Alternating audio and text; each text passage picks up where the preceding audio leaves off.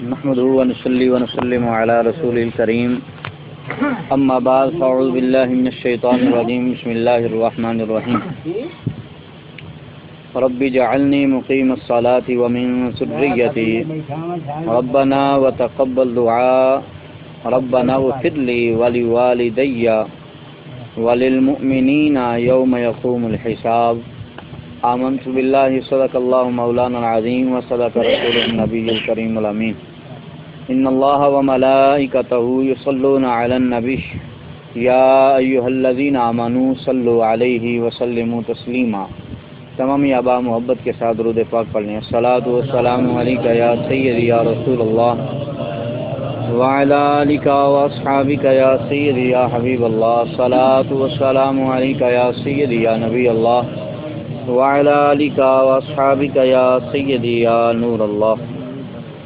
اللہ تبارک و تعالیٰ کی توفیق اور اس مالک کی مہربانی سے ہم سب حاجی محمد اصغر صاحب کی دعوت پر ان کے والدین کے ایصال ثواب کے حوالے سے ہم سب ان کے ہاں موجود ہیں۔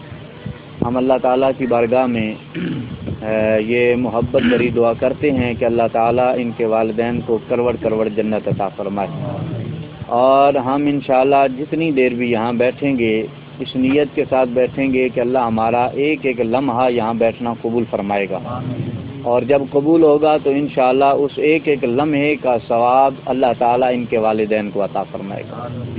اور یہ خوش نصیبی خوش وقتی ہے ان کے والدین کے لیے کہ اللہ تبارک و تعالیٰ نے ایسی اولاد دی کہ جو ان کے دنیا سے جانے کے بعد ان کو یاد کرنے والی ہے، اور وہ عمل کر رہے ہیں کہ جو قرآن سے بھی ثابت ہے اور اس کے محبوب کی سنت سے بھی ثابت ہے۔ یہی ہمارا آج کا موضوع بھی ہوگا۔ رات کو حاجی صاحب کے ساتھ تھوڑی سی بات ہوئی تو انہوں نے اسی موضوع کی طرف اشارہ بھی کیا، تو ابھی حاجی محمد شوکت صاحب کہہ رہے تھے کہ مرید شیخ اور مرید کے حوالے سے، تو میں کوئی ایک آدھا یہ واقعہ درمیان میں کوٹ کر دوں گا، لیکن انشاءاللہ پھر اس موضوع پہ تفصیلاً گفتگو انشاءاللہ کریں گے۔ میں نے آپ دوست احباب کے سامنے قرآن مجید فرقان حمید سے ایک آیہ مقدسہ جو ہے تلاوت کی، جو سورہ ابراہیم کی 2 آیات ہیں۔ یہ اللہ تعالیٰ نے قرآن مجید فرقان حمید میں یہ جو آیات اتاری ہیں، اس کی برکات آپ اور میں ہم ہر نماز میں بھی حاصل کرتے ہیں۔ ہم ہر نماز کے اتحیات میں جب بھی سلام پھیرتے ہیں تو رب اجعلنی مقیم الصلاۃ ومن ذریتی، یہ دعا اللہ تعالیٰ نے جو ہمیں عطا فرمائی ہے قرآن کی صورت میں، تو میرے محبوب آپ کے کریم آقا لجپال محبوب علیہ الصلوۃ والسلام، آپ کے اور میرے لجپال محبوب علیہ الصلوۃ والسلام نے ان آیات کو ہماری نماز کا بھی حصہ بنایا ہے، اور ان آیات کو ہی اگر ہم مکمل طور پر محبت کے ساتھ اس کو سمجھ لیں تو انشاءاللہ ہمارے کئی معاملات جو ہیں وہ کئی مسائل ہمارے حل ہو جاتے ہیں۔ آئیے میں اس کا مختصر سا ترجمہ عرض کرتا ہوں۔ اللہ تعالیٰ نے ارشاد فرمایا کہ ربی جعلنی، اللہ تعالیٰ کی بارگاہ میں التجا کی جا رہی ہے، اور کمال یہ ہے، اس کا کمال یہ ہے کہ یہ چونکہ قرآن کی آیت ہے تو یہ سبق اللہ تعالیٰ خود دے رہا ہے کہ میرے بندے تو ایسے پڑھا کر۔ یہ سبق خود اللہ تبارک و تعالیٰ نے قرآن کی صورت میں ہمیں عطا فرمایا، خود اللہ تعالیٰ نے فرمایا ہے کہ یہ کام ایسے کیا کرو۔ یہ کسی ولی کی بات نہیں ہے، کسی صحابی کی بات یا کسی تابعی کی بات یا کسی نبی کی بات نہیں ہے، بلکہ خود رب کائنات کا حکم ہے اور اللہ کا قرآن ہے، اور اللہ تبارک و تعالیٰ خود بتا رہا ہے کہ میں تمہیں طریقہ بتا رہا ہوں، ایسے کیا کرو۔ کیا مطلب ہے؟ یہ اتنی جو میں تفصیل کے ساتھ یا اس کو تھوڑی سی بنیاد بنا کے آپ کو سمجھانا چاہ رہا ہوں، اس کا مقصد کیا ہے؟ مقصد یہ ہے کہ یہ اصول اور قانون اللہ خود بتا رہا ہے۔ اللہ تعالیٰ نے ارشاد فرمایا کہ ربی جعلنی، اللہ فرماتا ہے کہ میری بارگاہ میں دعا کیا کرو کہ اے میرے پروردگار جعلنی، مجھے بنا دے، اے میرے پروردگار جعلنی، مجھے بنا دے مقیم الصلاۃ، نماز کو قائم کرنے والا، کہ مجھے نماز کے قائم کرنے والا بنا دے۔ اب اللہ نے یہ خود بتایا ہے کہ میرے بندے اگر تو میری بارگاہ میں قبولیت چاہتا ہے تو پھر اس انداز میں میری بارگاہ میں آیا کر۔ اب اللہ تعالیٰ نے سب سے پہلے بندے کی اپنی ذات کی طرف اشارہ کیا ہے، تو اللہ نے فرمایا بندے سب سے پہلے تو اپنے آپ کو دیکھ، تو کس طرف جا رہا ہے، تو بگڑا ہے یا سنورا ہوا ہے؟ اگر سنورا ہے تو تو نے اپنا بھلا کر لیا، اگر بگڑا ہے تو اوروں کو سنوارنے کی کوشش نہ کر، پہلے اپنے گریبان میں جان۔ اور اللہ نے اصول بھی بتا دیا کہ پہلے اپنی ذات کو ٹھیک کرنا ہے۔ کیا مانگو؟ اللہ نے فرمایا ربی جعلنی، میری بارگاہ میں دعا کرو کہ مولا مجھے بنا دے مقیم الصلاۃ، مجھے نماز کا پابند بنا دے۔ اب جب خود پابند بن گیا، اب اللہ کا اصول یہ ہے کہ پہلے اگر پابند بننا ہے تو لوگوں کو نہ بتاؤ، پہلے خود بنو، پہلے اپنی ذات کو ٹھیک کرو، اپنے آپ کو درست کرو۔ اچھا، جب تم نے خود نماز کے پابند بن گئے ہو، خود تم کامل ہو گئے اس بات پر، اب اللہ تعالیٰ نے ارشاد فرمایا وَمِن ذُرِّيَّتِي، اور اللہ نے فرمایا اب یہ کہو کہ مولا اس جیسے میں نماز کا پابند بنا ہوں، میری اولاد کو بھی نماز کا پابند بنا دے۔ جیسے میں مجھ پر تیرا کرم ہوا، مہربانی ہوئی، تو نے مجھے نماز کا پابند بنا دیا ہے، وَمِن ذُرِّيَّتِي، مولا یہ کرم فقط مجھ پہ نہیں، میری اولاد پہ بھی رکھنا، کیونکہ ہمیں مال و دولت نصیب ہو تو ہم اس دولت کو دولت سمجھتے ہی نہیں ہے کہ جو ہماری اولاد کے لیے نہ ہو۔ اگر ہم خوشحال ہیں، ہماری اولاد خوشحال نہیں ہے، تو وہ ہماری خوشحالی بھی رات کو بستر پہ ہمیں سونے نہیں دیتی۔ اولاد کی خوشحالی نہ ہو تو باپ کی خوشحالی بھی خوشحالی نہیں رہتی۔ اسی طرح سے جیسے باپ جو ہے دن رات محنت کر کے اولاد کے لیے کماتا ہے نا، اللہ نے فرمایا کہ یہ جو تم نے نماز کی دولت کما لی ہے، نیکی کا جو دولت تمہیں نصیب ہو گئی ہے، میسر ہو گئی ہے، جیسے دنیا کی دولت اولاد کے لیے کماتے ہو، یہ نیکی کی دولت تمہیں ملی ہے، اب یہ نیکی کی دولت وَمِن ذُرِّيَّتِي، اپنی اولاد کے لیے بھی مانگو۔ فرمایا وَمِن ذُرِّيَّتِي، اللہ فرماتا ہے میری بارگاہ میں دعا مانگا کرو کہ مولا مجھے بھی نمازی بنا اور میری اولاد کو بھی نمازی بنا، اور پھر میری بارگاہ میں التجا کیا کرو ربنا، اے میرے پروردگار، اے ہمارے پروردگار، وَتَقَبَّلْ دُعَا، اے ہمارے پروردگار جو ہم نے تجھ سے دعا مانگی ہے نا، ہماری اس دعا کو قبول فرما لے، مجھے نمازی بنا، میری اولاد کو نمازی بنا، مولا یہ جو میں نے دعا مانگی ہے نا اس دعا کو قبول فرما۔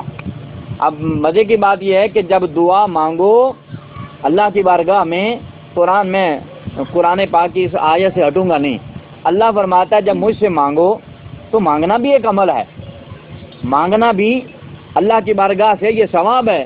اللہ نے نماز پڑھنے والا بنا دیا، اللہ نے آپ کے اور میری اولاد کو اگر نماز پڑھنے والا بنا دیا ہے، اب یہ اللہ کا کرم ہو گیا، اب یہ اللہ کی بارگاہ میں دعا بھی مانگو کہ مولا اس پر ہمیں ثابت قدم رہنے کی توفیق عطا فرما۔ حضرت مولا علی شیر خدا رضی اللہ تعالیٰ عنہ، آپ کا قول مبارک ہے، آپ فرماتے ہیں اللہ کی بارگاہ میں اگر 1 گھنٹہ عبادت کرو نا تو 2 گھنٹے اس کی قبولیت کے لیے دعائیں مانگا کرو کہ تو مولا تو نے توفیق دے دی ہے نا، اب اس کی دعا مانگتے رہا کرو، مولا وہ جو میں نے عمل نہیں کیا ہے، وہ جو میں نے نماز پڑھی ہے، وہ جو میں نے روزہ رکھا ہے، وہ جو میں نے حج کیا ہے، وہ جو میں نے تیری بارگاہ میں خرچ کیا ہے، مولا اس کو قبول بھی فرما لے۔ نماز کے لیے گھنٹہ، عبادت کے لیے گھنٹہ، اور جو ہے اس کی قبولیت کے مولا علی فرماتے ہیں 2 گھنٹے دعا مانگا کرو، یعنی کہ جتنی بھی تم نے وقت عبادت کی ہے اس سے زیادہ دعا مانگا کرو۔ اس لیے تو کہا کہ دعا عبادتوں کا مغز ہے، دعا عبادت کا مغز ہے۔ کیا مطلب ہے کہ جتنی تم نے عبادت کی ہے جب تک دعا نہیں مانگو گے اتنی دیر تک رب چاہے تو جب دعا میں تمہاری عاجزی دیکھتا ہے تو اللہ اس کو مزید قبول فرما لیتا ہے۔ تو ربنا، ہمارے پروردگار، وتقبل دعا، ہماری دعا کو اپنی بارگاہ میں قبول فرما لے۔ ربنا، اے ہمارے پروردگار، اغفر لی، اے ہمارے پروردگار مجھے بخش دے، اے ہمارے پروردگار، ربنا جمع کا صیغہ ہے کہ اے سب کے پالنے والے، ربنا اے ہم سب کے پروردگار، ہم سب کو پالنے والے، اغفر لی، اللہ تعالیٰ فرماتا ہے کہا کرو مجھے بخش دے۔ اب وہاں نیکی کی مانگی تھی نا توفیق نماز کی، تو اللہ نے فرمایا پہلے اپنے لیے مانگ پھر دوسروں کے لیے۔ اب بخشش کی باری آئی تو تب بھی فرما رہا ہے اغفر لی، پہلے اپنی بخشش مانگ، تیرے یہ نہ ہو کہ تو لوگوں کے لیے دعائیں کرتا پھرے اور تیرے اپنے گلے میں جو ہے وہ رسا ڈالا ہوا، نہیں، اللہ نے فرمایا میرے بارگاہ سے مانگنے کا طریقہ کیا، ربنا ہمارے پروردگار، کیا اغفر لی۔ اب یہاں بھی بڑا خوبصورت جملہ ہے، پیچھے اللہ فرماتا ہے ربنا، اس کا مطلب ہوتا ہے ہم سب کے پروردگار، اور آگے جب بات کروا رہا ہے نا اغفر لی کہ مجھے بخش دے، اب جب پروردگار کہنا ہے تو سب کے پروردگار، جب بخشش مانگنی تو تنہا اپنی بخشش مانگنی ہے۔ اللہ اس بات پہ خوش ہوتا ہے جب ربنا بندہ کہتا ہے. رب جو ہے پروردگار تو وہ سب کا ہے نا. جب تو ربی کہے گا تو میرا پروردگار، جب تو کہے گا نا ربنا تو اللہ نے کائنات پوری میں جس کے اندر روح ڈالی ہے اس ہر ایک کو رزق دینے والا ہے. تو جب تو اتنا بڑا اس کو حاکم کہے گا وہ پروردگار خوش ہوتا ہے. وہ کہتا ہے کہ میں ساری مخلوق کو پالنے والا ہوں. تو جب اس طرح سے مجھے محبت سے پکارو گے، میری جو ہے تعریف کا ڈنکا بجاؤ گے، اور جب مجھے اتنا بڑا کہو گے، اس میں سے پھر ایک جیسے سمندر میں سے پانی کے اندر اگر ہاتھ انگلی ڈالی جائے تو سمندر کو کوئی فرق نہیں پڑتا. اللہ کو جب تم کہو گے نا ساری کائنات کا پالنے والا ہے، پھر ذرا مجھے معاف کر دے، تو جو اتنا رب اس کو بڑا تو کہہ دے گا نا تو وہ ضرور تجھے معاف کر دے. پھر فقیر ہو نا، سائل ہو، مانگنے والا ہو، مانگنے والے سے کوئی اس کی تعریف کرتا جائے، اللہ نے تجھے یہ بھی دیا ہے، اللہ نے تجھے وہ بھی دیا ہے، تجھ پر اتنا کرم ہے، اتنے گھر ہیں، اتنے کوٹھیاں ہیں، اتنے جائیداد ہیں، اتنوں کا مالک ہے. اب جب وہ آخر میں سوال تو وہ اپنا مانگنے کا کرتا ہے کچھ مجھے بھی دے دے. اب پھر جو ہے دینے والا جو ہوتا ہے وہ سوچتا ہے کہ جب اس نے اتنا بڑا مجھے دعائیں دی ہیں، اس نے میرے اس کا بھی ذکر کر دیا ہے، تو یار اس کو پھر شرم آتی ہے کہ اس کو 10 روپے دے کیوں نہ دوں، اس کو 5 روپے دے کیوں نہ دیے جائیں. تو اللہ بھی فرماتا ہے مجھے کہو ربنا، اے ساری کائنات کو پالنے والے، جب تو مجھے اتنا بڑا کہہ دے گا نا تو اغفر لی. اللہ فرماتا پھر تیری بخشش میرے سامنے کیا. تو اللہ فرماتا ہے اغفر لی، تم کہا کرو کہ مجھے بخش دو. تو اللہ فرماتا ہے کہ پھر اس وقت جو ہے اس عاجزی کے ساتھ مانگے گا تو اس کی بخشش ہو جائے گی. اب اللہ نے فرمایا پہلے اپنی بخشش مانگنی ہے، پھر ارشاد فرمایا ولی والدیہ، اور مولا خود فرماتا ہے کہ میری بارگاہ سے کہو ولی والدیہ کہ مولا ہمارے ماں باپ کو بھی بخش دے. بخشش کا معاملہ بھی آیا تو پہلے اپنی بخشش، جب تم بخشے گئے اب تم اس قابل ہو گئے ہو کہ کسی کے لیے دعا کرو، پھر کہو کہ ولی والدیہ، مولا جیسے تو نے مجھے بخشا ہے اب میرے ماں باپ کو بھی بخش دے. اس سے پتہ چلا کہ ماں باپ کے لیے اولاد ہاتھ اٹھاتی ہے تو اللہ بخشش فرما دیتا ہے. کیونکہ ہم کسی ولی نبی کی بات تو کر ہی نہیں رہے، ہم تو قرآن کی بات کر رہے ہیں. اللہ کا فرمان ہے، اللہ نے خود طریقہ بتایا ہے، اللہ نے فرمایا کس طرح سے مانگنا ہے ولی والدیہ. اور پھر یہاں پر یہ شرط لاگو نہیں کی کہ تمہارے ماں باپ زندہ ہوں یا تمہارے ماں باپ مرے ہوئے ہوں، فوت ہوئے ہوں، کوئی شرط نہیں بتائی. نہیں، فرما دیا ولی والدیہ، چاہے تمہارے والدین زندہ ہیں چاہے تمہارے والدین فوت ہو گئے، تمہارا کام ہے ہاتھ اٹھانا. زندہ ہیں تب بھی اللہ ان کی بخشش فرمائے گا، اور اگر ان کا وصال ہو چکا ہے اللہ تعالیٰ تب بھی بخشش فرمائے گا. اور ایمانداری سے کہیں جس کام کے لیے اللہ خود کہتا ہے کہ یوں کرو اور پھر بندہ یوں کرے تو کیا اللہ تعالیٰ اس پہ اجر نہیں دے گا یا اللہ بخشے گا نہیں؟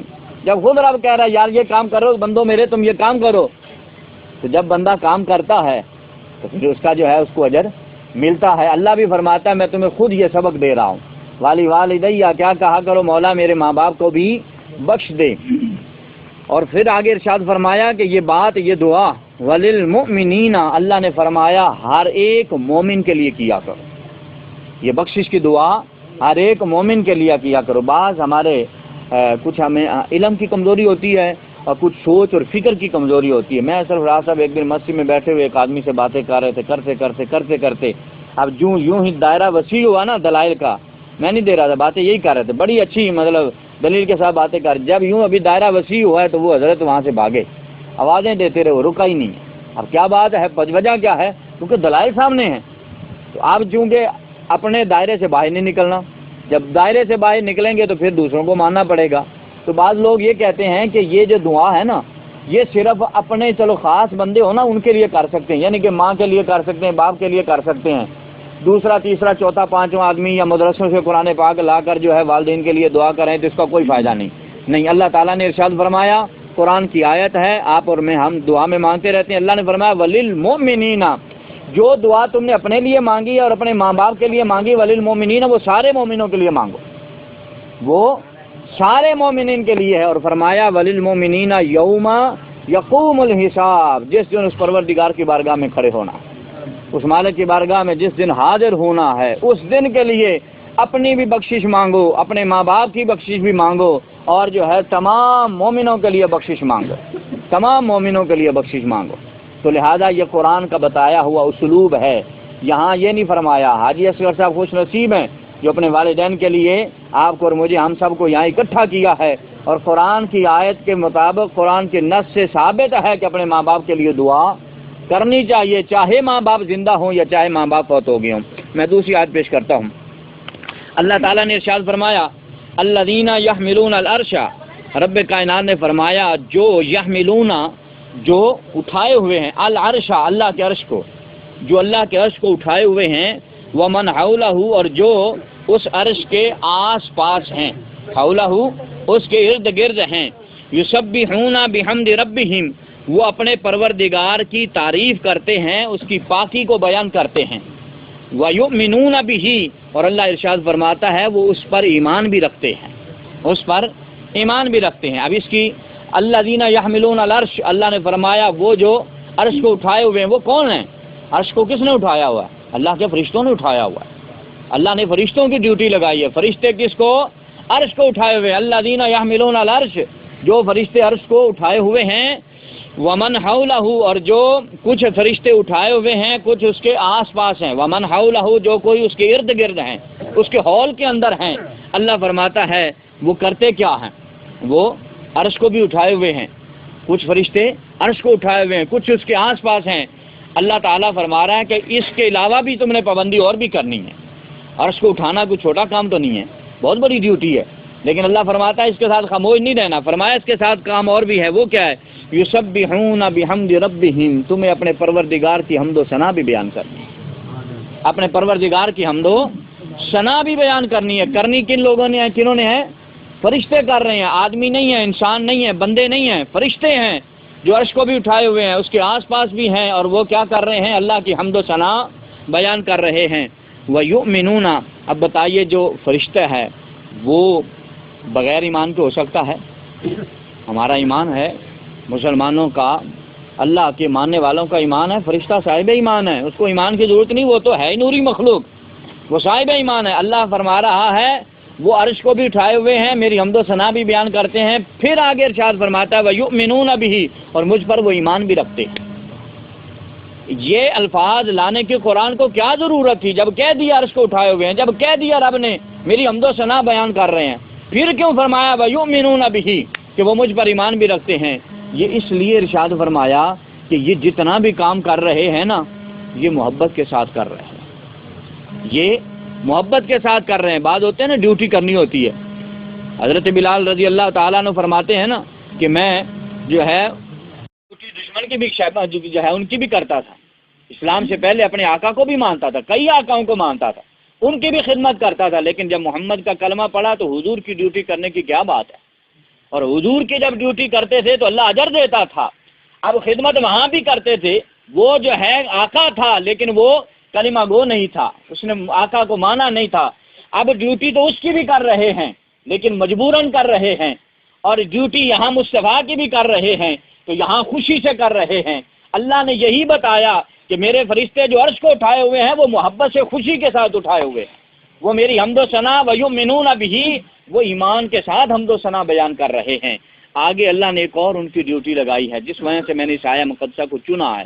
ہمارے حاجی اصغر صاحب کا مائن تھا کہ آج درس قرآن ہی ہو، انہوں نے کل سے مشابت دی، انہوں نے کہا کہ جیسے ہمارے کل سرفراز بھائی کے گھر میں محفل پاک کی درس قرآن تھا تو یہاں بھی درس قرآن ہو، اس لیے میں نے آپ دو ثواب کو تھوڑا سا طویل بٹھانا بھی اور موضوع اس لیے یہ چھیڑا ہے۔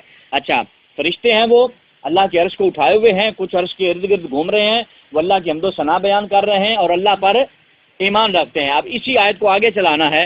آگے اللہ تعالیٰ نے ارشاد فرمایا وَيَسْتَغْفِرُونَ، اور وہ مغفرت طلب کر رہے ہیں۔ وہ مغفرت، یہ جو ہے مضارع کا صیغہ ہے، مضارع کا صیغہ وہ ہوتا ہے کہ جس میں مستقبل اور حال کا پایا جاتا ہے، اس میں پائے جاتے ہیں۔ وَيَسْتَغْفِرُونَ، وہ کیا کر رہے ہیں؟ وہ استغفار کر رہے ہیں، کر بھی رہے ہیں اور کرتے بھی۔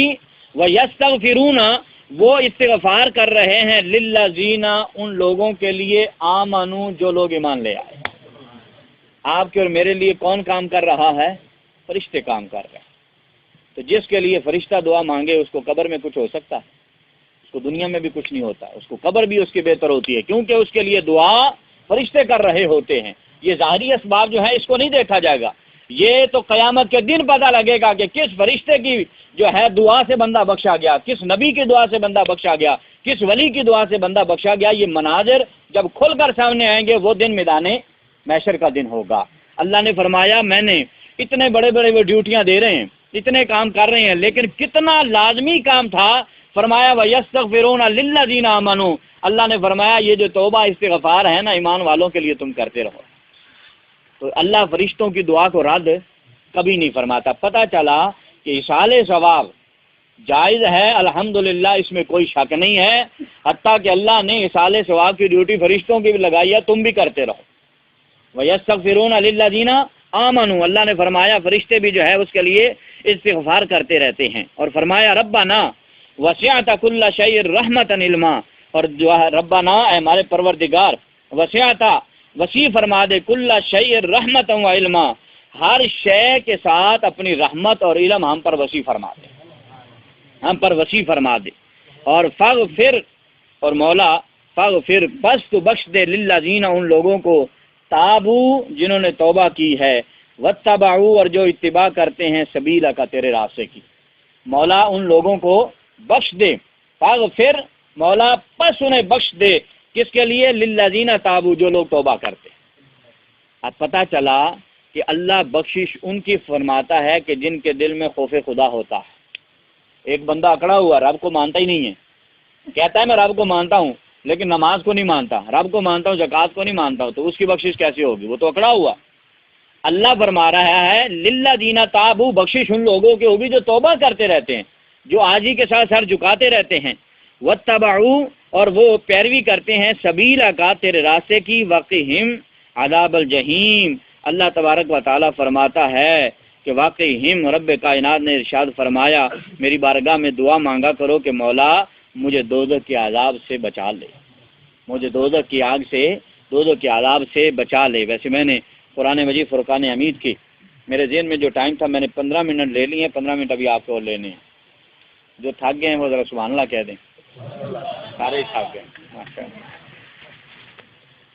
چلیں جی، اللہ تعالیٰ آپ کو جو ہے نا تھکائے نا۔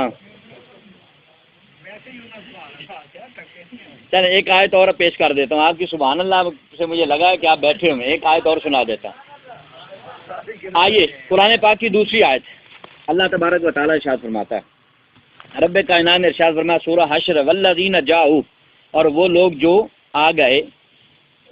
آئے جاؤ کا گزر گئے، من بعدہم ہمارے بعد، جو لوگ ہمارے بعد گزر گئے، یقولون اور وہ دعا کرتے ہیں ربنا اے ہمارے پروردگار، اغفر لنا ہمیں بخش دے، ولاخواننا اور ہمارے بھائیوں کو بخش دے، والذین اور وہ لوگ جاؤ جو آئے من بعدہم ان کے بعد، کیا مطلب ہے؟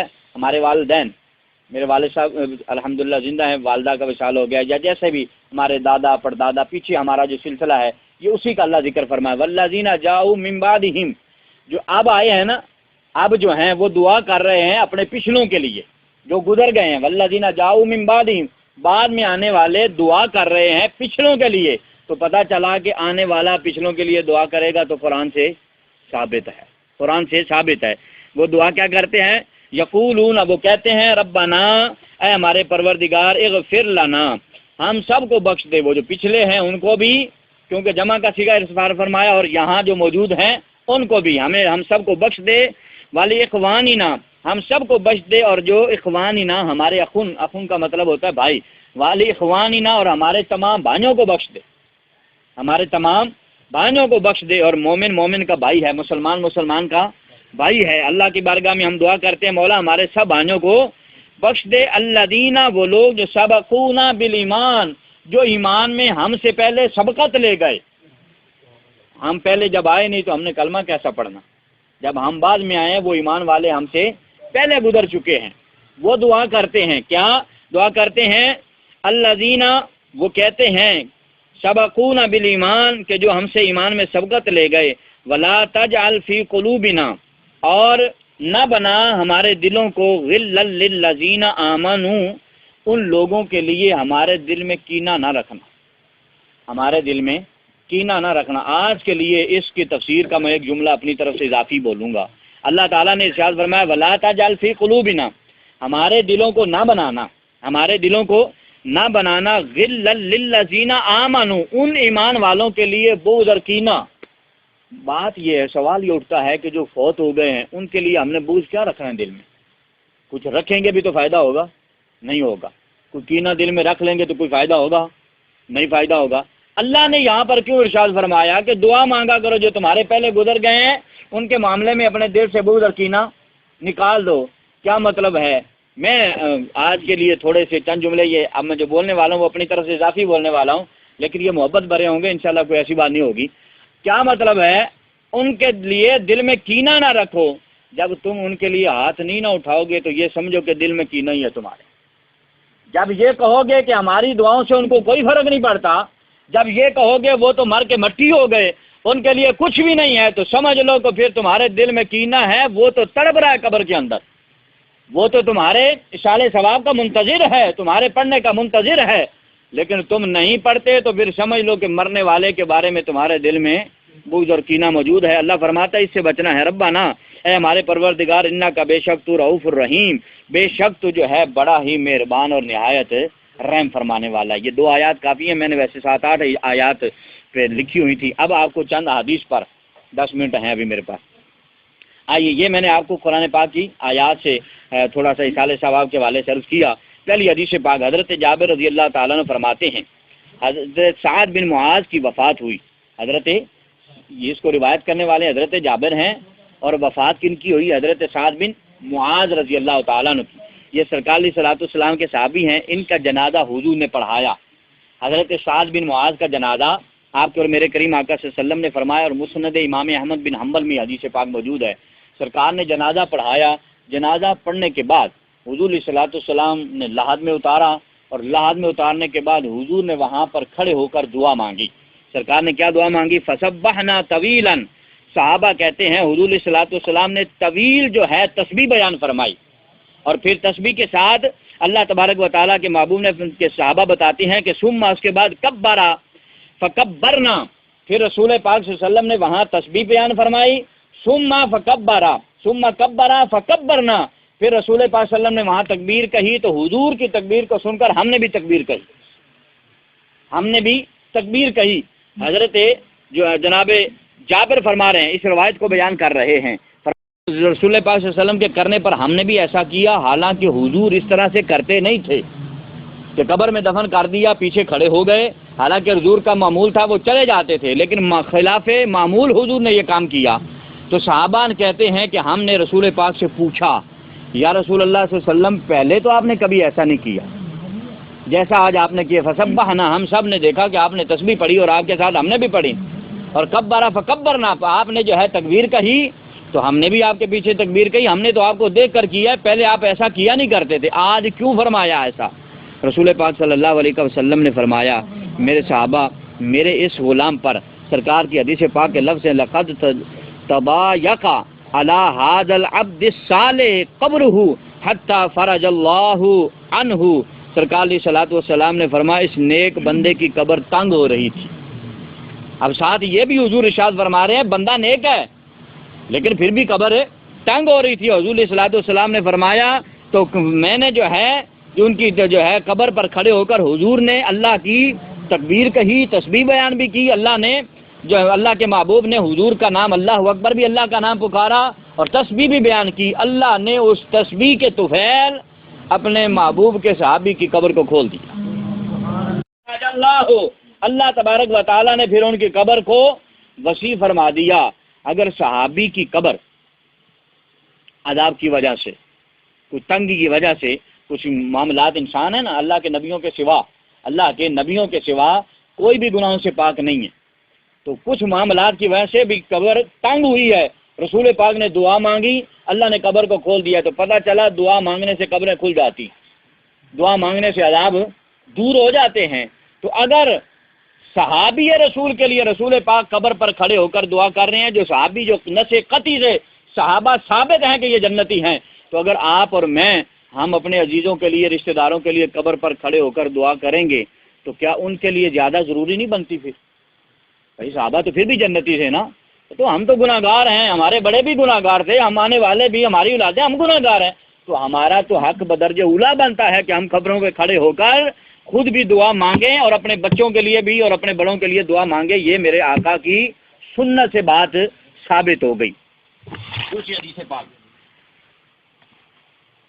یہ بیہقی شریف اور مشکات شریف میں حدیث پاک کے توبہ کے باب کے اندر آپ کے اور میرے کریم آقا صلی اللہ علیہ وسلم نے ارشاد فرمایا مل میت فی القبر. حضور نے فرمایا قبر کے اندر میت کی کیفیت کیا ہوتی ہے, قبر کے اندر میت کی کیا کیفیت ہوتی ہے. حضور فرماتے ہیں مل میت فی القبر کہ قبر کے اندر جو ہے میت کیسی ہوتی ہے. الا کان الغریق المتغوث. حضور علیہ الصلوۃ والسلام نے فرمایا جیسے ڈوبنے والے کو سہارا چاہیے ہوتا ہے نا, قبر میں بندہ بھی ایسے ہوتا ہے, وہ ڈوب رہا ہوتا ہے جیسے ڈوبنے والے کو تنکے کا سہارا. وہ قبر میں بھی جو بندہ ہوتا ہے اس کی یہی کیفیت ہوتی ہے, اس کو بھی سہارا چاہیے ہوتا ہے. وہ تو ہماری مثال ہے نا ڈوبنے والے کو تنکے کا سہارا, تو یہاں بھی کسی سہارے کی ضرورت ہے, لیکن یہاں تنکے کی ضرورت نہیں ہے, یہاں بھی کسی سہارے کی ضرورت ہے. اب وہ سہارا کیا ہے؟ سرکار علیہ الصلوۃ والسلام نے ارشاد فرمایا ینتظر دعوتن. رسول اللہ صلی اللہ علیہ وسلم نے فرمایا مردہ قبر میں پڑا ہوا دعوتن دعا کا ینتظر انتظار کرتا رہتا. قبر میں پڑا ہوا مردہ انتظار کرتا رہتا ہے کہ کوئی مجھے پیچھے سے دعا بھیجے. ینتظر وہ ہمیشہ منتظر رہتا ہے. پڑا کہاں ہوتا ہے؟ قبر میں. پھر قبری وہ اپنی قبر کے اندر انتظار کر رہا ہوتا ہے. اور وہ دعا آگے کیا رسول پاک صلی اللہ علیہ وسلم نے فرمایا وہ منتظر کن کا ہوتا ہے؟ من ابن. حضور نے فرمایا وہ اپنے باپ کی دعا کا منتظر ہوتا ہے. من ابن وہ اپنے باپ کی دعا کا منتظر ہوتا ہے. وہ او امن اور وہ اپنی ماں کی دعا کا انتظار میں ہوتا ہے. وہ اخن اور وہ اپنے بھائی کی دعا کا منتظر ہوتا ہے. وہ انتظار کرتا ہے قبر میں میری ماں ہاتھ اٹھا دے, میرا باپ اٹھا دے. ماں باپ نہیں اٹھاتے, بھائی اٹھا دے. اگر بھائی بھی نہیں اٹھاتا تو اللہ تعالیٰ ارشاد فرماتے او صدیقن, جو آپ اور میں ہم سب بیٹھے ہیں نا, رسول پاک صلی اللہ علیہ وسلم نے فرمایا پھر وہ انتظار میں رہتا ہے کوئی اس کا یار بھی نہیں اس کے لیے ہاتھ اٹھا دے. او صدیقن کوئی اس کا دوست جو ہے, کوئی اس کا ساتھ دے, کوئی اس سے محبت کرنے والا اس کے لیے ہاتھ اٹھا دے. اور جب وہ ہاتھ اٹھا دیتا ہے نا, اللہ کے محبوب نے فرمایا کان احب الیہ من الدنیا وما فیہا, کہ جس کے لیے ہاتھ دعا کے لیے اٹھا دیے جاتے ہیں اس مرنے والے قبر میں پڑے ہوئے آدمی کو دنیا اور دنیا کی تمام نعمتوں سے بڑھ کر وہ ہاتھ اٹھانا ہوتا ہے اس کے لیے. قبر میں پڑے ہوئے آدمی کے لیے دنیا میں اور دنیا میں جو کچھ ہے سارے کا سارے سے بہتر اس کے لیے ہوتا ہے کہ ذرا بندہ اس کے لیے ہاتھ اٹھا دے. تو جس کو ساری کائنات میں سے یہی چیز چاہیے, کائنات کی نہ اس کو مال چاہیے, نہ اس کو دولت چاہیے, نہ جاؤ حشمت چاہیے, وہ تو کہتا ہے میرے بندے ذرا لب کھول دے, مہربانی کر دے میرے عزیز, میرے رشتہ دار, میرے بھائی, میرے دوست, دنیا میں چلنے پھرنے والے, ذرا تو ہاتھ اٹھائے گا میری قبر میں مجھے تنکے کا سہارا جو تھا نا تیری ہاتھ کا سہارا مل جائے گا, تیری دعا کا مجھے سہارا مل جائے گا. اور آگے رسول پاک صلی اللہ علیہ وسلم نے فرمایا وَأَنَّ اللَّهَ تَعَالَى, اور بے شک جب بندہ ہاتھ اٹھائے گا, یا ماں اٹھائے, یا بھائی اٹھائے, یا باپ اٹھائے, یا او صدیقی, یا اس کا کوئی دوست اٹھائے گا, اللہ تبارک و تعالیٰ کے محبوب نے فرمایا وَأَنَّ اللَّهَ تَعَالَى, بے شک اللہ تبارک و تعالیٰ لِيُدْخِلَ عَلَىٰ أَهْلِ الْقَبْرِ, اس کی دعا کا اجر اللہ تبارک و تعالیٰ لِيُدْخِلَ اس کی قبر میں داخل فرمائے گا. لِيُدْخِلَ اللہ تبارک و تعالیٰ داخل فرمائے گا تاکہ عَلَىٰ أَهْلِ الْقَبْرِ اس کی قبر کے اندر من دعائی اہل الارض, جو زمین کے اوپر کھڑے ہو کر ان کے لیے دعا مانگتے. جو زمین پر کھڑے ہو کے, کیا مطلب ہے, جو زمین پہ زندہ ہیں وہ دعا مانگتے ہیں کس کے لیے؟ فی قبر ہی, جو قبر کے اندر ہیں. کھڑا ہوا زمین پر زندہ رہنے والا جب قبر والے کے لیے دعا مانگتا ہے, ان اللہ تعالی, اس بات میں شک نہ کرنا, یہ نون تاکید کی ہے, شک کرنے والا کفر میں چلا جاتا ہے. ان اللہ تعالی, بے شک اللہ تبارک و تعالی جو ہے لیدخل, اللہ تبارک و تعالی جو ہے داخل فرماتا ہے علی اہل القبر, اس کی قبر کے اندر. اب پھر آگے ارشاد فرمایا اب اس دعا کی کتنی کو کیفیت ہوتی ہے, وہ دعا کیسی ہوتی ہے. یا مطلب آپ نے اور میں نے ابھی ہم سب نے دعا مانگنی ہے, سب مل کے آمین کہیں گے تو وہ کیا اتنی سی ہوگی, یا اتنی سی ہوگی, یا اتنی سی ہوگی, یا اتنی ہوگی, کتنی ہوگی جو آپ اور میں دعا مانگیں گے؟ اور کیا ہم اس پر احسان کریں گے یا ہم اس کا بدلہ دیں گے؟ اللہ تعالیٰ نے وہ, اللہ کے محبوب نے وہ ساری تفصیل بیان فرمائی. اللہ نے فرمایا, اللہ کے محبوب نے فرمایا امثال الجبالی, رسول اللہ صلی اللہ علیہ وسلم نے فرمایا جب تم دعا مانگتے ہو وہ دعا پہاڑوں کی طرح ہوتی ہے. وہ دعا امثال الجبال، فرمایا وہ دعا پہاڑوں کی مانند ہوتی ہے، اور قبر کتنی سی ہوتی ہے، اور دعا پہاڑوں کی مانند ہے، اب قبر اتنی سی ہے، اللہ تعالیٰ کیسے اس کو اس کے اندر داخل فرمائے گا؟ اللہ تعالیٰ اس کو کیسے داخل فرمائے گا؟ دعا چونکہ روحانی طور پہ ہوتی ہے، وہ جتنی بھی ہو وہ پروردگار ہے، وہ اس میں داخل فرما دیتا۔ تو فرمایا تمہاری یہ نہ سمجھا کرو، پہاڑ سے مثال اس لیے دی ہے کہ بھائی تمہارے لب ہلنے سے بڑے بڑے کام ہو سکتے ہیں، مثال اس لیے دی ہے پہاڑ کی، فرمایا کہ تم لب کھولو، تم تھوڑا سا ہاتھ جو ہے اٹھا دو اپنے جانے والے کے لیے، تو امثال الجبال، اللہ تعالیٰ کے محبوب نے فرمایا وہ مرنے والے کو یوں ملتی ہے جیسے بڑے بڑے پہاڑ اس کے پاس آ گئے ہیں، بڑے بڑے پہاڑ اس کو مل گئے ہیں۔ اور پھر ارشاد فرمایا وَأَنَّا هَدِيَّةً، اور بے شک اس بات میں بھی شک نہ کرنا، وہ جو تم نے بھیجا ہے وہ ہدیہ تھا، وہ ہدیہ بھیجا ہے۔ ایک ہوتا ہے چیز کی قیمت، ایک ہوتا ہے ہدیہ۔ ہم جب قیمت دیتے ہیں نا یا لیتے ہیں تو کیا ہوتا ہے کہ جتنے کی چیز ہے اتنے ہی پیسے دے دینا، یہ کیا ہو گیا؟ قیمت ہو گئی۔ ہم کسی عالم دین کی خدمت کرتے ہیں، جی ہدیہ قبول فرما لیں، چلے ادھر نہ آئیں، آج کل تو ہدیے سے مولویوں نے کام بڑھایا ہوا ہے، اس طرف آ جائیں کہ ہم قرآن پاک کو لے لیتے ہیں۔ ہم قرآن پاک دکان سے خریدنے جاتے ہیں تو وہ اس کو 200 300 دیتے ہیں، تو وہ بھی کہتا ہے اس کا ہدیہ اتنا ہے، ہم بھی دیتے ہوئے بھی کہتے ہیں ہدیہ اتنا ہے، ورنہ قرآن کی قیمت تو نہیں ہے۔ اسی لیے رسول پاک صلی اللہ علیہ وسلم نے فرمایا وَأَنَّ الْهَدِيَّةَ الْأَحْيَاءِ إِلَى الْأَمْوَاتِ، رسول اللہ صلی اللہ علیہ وسلم نے فرمایا یہ ہدیہ ہے تمہارا، کس کے لیے؟ رسول اللہ صلی اللہ علیہ وسلم نے فرمایا احیاء، یہ زندوں کا ہدیہ ہے، إِلَى الْأَمْوَاتِ، مردوں کے لیے، کہ مردے جو تم نے دنیا سے دعا مانگی ہے نا، کبھی اس کا تمہیں جو ہے قیمت جھکا ہی نہیں سکتے۔ جو تم نے مرنے والے کے لیے دعا مانگی ہے، وہ جو تم نے ہاتھ اٹھائے ہیں، مرنے والا کبھی بھی اس کا ہدیہ نہیں دے سکتا۔ قیمت اس لیے نہیں کہا، قیمت دی جا سکتی ہے، ہدیۃ الاحیاء، فرمایا یہ زندوں کا ہدیہ ہے، مردوں یاد رکھنا اس کا احسان کبھی تم نہیں دے سکتے۔ تو یہ کتنی بڑی اللہ کی نعمت ہے کہ جس کے لیے کوئی ہاتھ اٹھانے والا ہوتا ہے۔ فرمایا وَأَنَّ الْهَدِيَّةَ الْأَحْيَاءِ إِلَى الْأَمْوَاتِ، یہ مرنے والوں کی طرف جو ہے زندوں کا تحفہ ہوتا ہے، اموات الاستغفار لہم، اور فرمایا کہ یہ دعا یعنی کہ استغفار، یہ توبہ، یہ جو دعا مانگتا ہے زندہ لہم مرنے والے کے لیے، یہ بہت بڑا اس کے لیے اجر بن جاتا ہے، یہ بہت بڑا اس کے لیے اجر بن جاتا ہے۔ تو سرکار علیہ الصلوۃ والسلام کے آگے تھوڑی سی بات کو بڑھاتے ہیں، فرزند حضور کے فرزند جناب حضرت ابراہیم، یہ ویسے حدیث پاک یہ روایت پہلے میں بیان کیا کرتا تھا، پھر میرے پاس کتاب نہیں تھی تو پھر میں نے اس نا روایت کو بیان کرنا چھوڑ دیا۔ اب وہ مستند کتاب جو مکمل کتاب ہے، اس میں تو صرف حوالہ دیا ہو نا، جو اصل کتاب ہے وہ بھی میں نے منگوا لی الحمد۔ تو یہ واقعہ آپ نے پوری، آپ جب سے یہاں پر بیٹھے ہیں، مجھے پتا ہے کل خانی کا جو ہے سالانہ برسیوں کا یا اتنا ماحول نہیں ہوتا اتنا وقت دینے کا، یہ آپ کی محبت ہے، لیکن میں سارا نچوڑ یہ ہے کہ اگر آپ اس روایت کو یاد کر جائیں گے نا، میں سمجھوں گا کہ میرا آدھا گھنٹہ پونا گھنٹہ درس دینا قبول ہو گیا۔ اس روایت کو آپ نے ذہن میں رکھنا ہے۔ حضرت ابراہیم فرزند محمد صلی اللہ علیہ وسلم، حضور علیہ الصلوۃ والسلام کے بیٹے جناب حضرت ابراہیم رضی اللہ تعالی عنہ، حضور علیہ الصلوۃ والسلام کے بیٹے ہیں یہ۔ ان کی وفات کا تیسرا دن تھا، حضور کے بیٹے کے وصال کا تیسرا دن تھا۔ حضرت ابو ذر غفاری رضی اللہ تعالیٰ عنہ نبی کریم صلی اللہ علیہ وسلم کے پاس تشریف لائے تو ان کے پاس کچھ خشک کھجوریں تھیں اور دودھ تھا اور جوں کی روٹی تھی۔ حضرت ابو ذر تشریف لائے ہیں، حضور علیہ الصلوۃ والسلام کی بارگاہ میں آئے ہیں، حضور کے بیٹے کے وصال کو تیسرا دن ہے اور دودھ لے کر آئے ہیں، کچھ کھجوریں لے کر آئے ہیں، جو کی روٹی لے کر آئے ہیں، سرکار علیہ الصلوۃ والسلام کی بارگاہ میں لا کر پیش کی۔ تو حضور علیہ الصلوۃ والسلام نے سب صحابہ سے کہا میرے غلاموں 3 دفعہ سورہ فاتحہ پڑھو، 3 دفعہ سورہ اخلاص پڑھو۔